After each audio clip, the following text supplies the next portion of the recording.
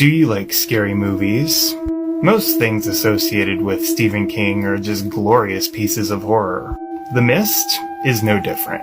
Taking King's favorite backdrop of small-town Maine, this edge-of-your-seat ride is a Lovecraftian fright fest of otherworldly takeover. This review may contain spoilers, so please check out the movie first.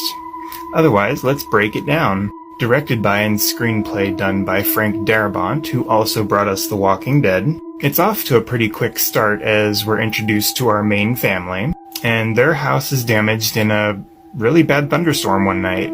In the morning, David and his wife noticed a mist starting to roll in, cascading over the lake. Well, the whole town lost power in that storm. So being more concerned about fixing the damage to their home, David and their son go to a local store with their neighbor. On their way to the store, they see the National Guard driving towards the mist. Why would they? Like and follow for part 2 to this review to find out. But I want to know, do you like scary movies? David and his kid get to the store, which once they get inside, there's an increasingly large amount of police activity in the streets. Another local runs into the store as the mist is rolling in, bloodied and ranting that there's something dangerous in the mist and that everyone needs to stay indoors.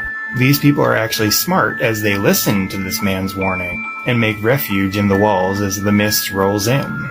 Screams can be heard within the mist, and visibility outside drops to 0. One woman insists that she needs to get back to her kids regardless of the warning, so she goes out on her own and disappears into the thick of the mist. Confusion and hysteria set in, and of course you always have that one religious nut that's talking about the apocalypse. While David is getting a blanket for his kid in the back, there is a noise at the loading bay door. That noise aside, they ignore it and open the door to go out and try to repair the generator. Well, it's at this point that we get a glimpse of something tentacled dragging off one of the people, and an idea of the horrors that lie within the mist. Like and follow for part 3 of this review to continue this story, but I want to know, do you like scary movies? Now aware of the lethal properties of the mist, David and assistant manager Ollie try to convince everybody under no circumstances to absolutely not go outside.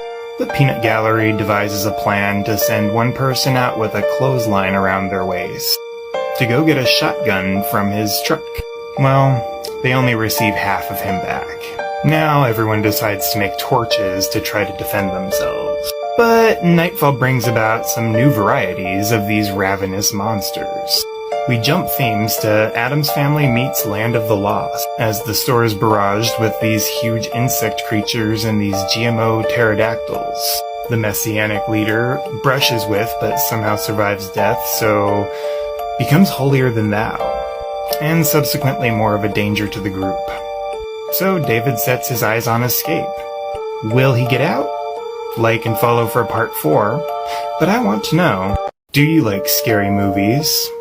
David tests his escape method with some volunteers, trying to retrieve some medical supplies for a person that survived a burn in all the fallout earlier. 2 of the volunteers get she-lobbed when some giant arachnid creatures show up and make all of their trauma worse. This emboldens the wackadoodles, so the prospects for escape aren't looking favorable. It's at this time that we get some insight that this might be caused by a military operation trying to look into a different dimension. Hysteria is at an all-time high at this point, so the apocalypse believers go and drastically unalive the person that revealed that this might be due to the military. David, his son, and Amanda try to leave, but they're stopped by the holier-than-thou woman, and it's insisted that the son and the woman are to be sacrificed in order to survive this. The unstable woman is disposed of, allowing them to escape, but not before being labeled as murderers, though. Where will David go? Like and follow for part 5 and the conclusion of this story, but I want to know, do you like scary movies? Driving through the mist, David's first stop is decided to go to his home, and he finds that his wife did not survive the spider creatures.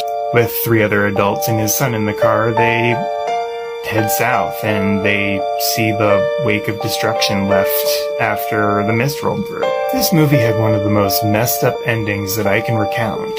I'm gonna leave it there so as to not spoil the ending. That's just an experience that one needs to have.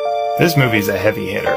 This packs in great atmosphere, tension, and a really cool concept for extra-dimensional creatures. It has a fresh feel to it, not the same chewed up and regurgitated story.